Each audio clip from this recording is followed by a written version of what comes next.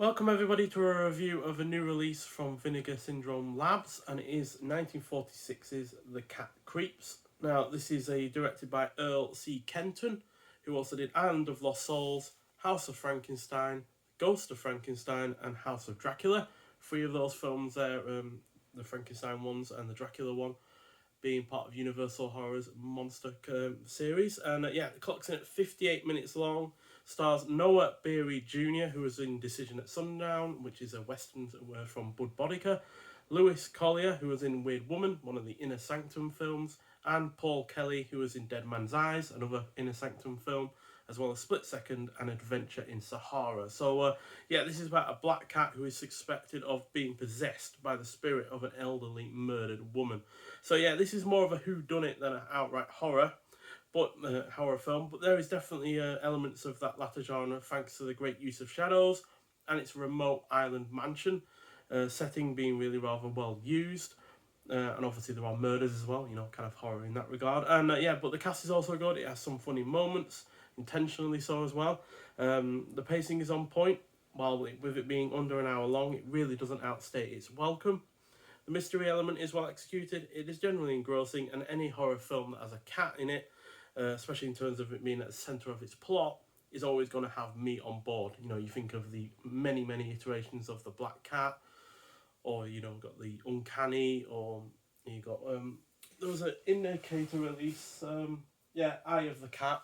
I really rather like that one. There was another one called Shadow of the Cat, I think there was, another Indicator release. So there's been plenty of horror films that have had cats in it, either good cats or bad cats, but either one I really rather enjoy, as a massive fan of cats in general. So this has got a really rather nice slipcover to it, which has a really nice reverse on it as well, and they always do this kind of like embossing on it.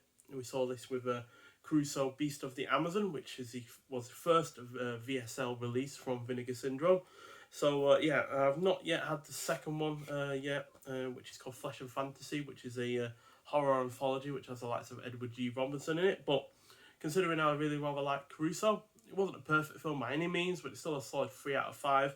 And this has gotten a 3.5 out of 5 from me. Then they are on a bit of a roll, so I'm really looking forward to trying to finally get my hands on the second release from them. So and it's got a nice printed disc on it, but no other extras outside of the excellent looking slipcover, which again, like I said, was the case with the first VSL release. And it's got a newly scanned and restored 2K version from its 35mm dupe negative. You also got brand new audio commentary from film historians and authors Kevin Lyons and Jonathan Rigby. You got Feline Fights. Author and critic Kim Newman discusses cats in classic horror. That is something I'm definitely going to be watching, given I'm a massive fan of cats and horror films. And then you got English subtitles as per usual. So I'm really rather enjoying these releases from Vinegar Syndrome. I don't have many from them. I've only bought one other release from them outside of the Caruso one, which you'll see in an update video. I'm enjoying these ones, especially these classic, horror or, sci-fi kind of films. And especially considering this is the kind of thing that, even though we do get them over in the UK, they're very kind of specific, more like, towards the more well-known actors and, more well-known films. You look at the Eureka ones, which are generally, based around Boris Karloff or Bela Lugosi and stuff like that, whereas the people in this, outside of Paul Kelly, I've not really seen much out of any of them before, so relatively unknown actors in this film, and yet that hasn't really made the film any less enjoyable to watch.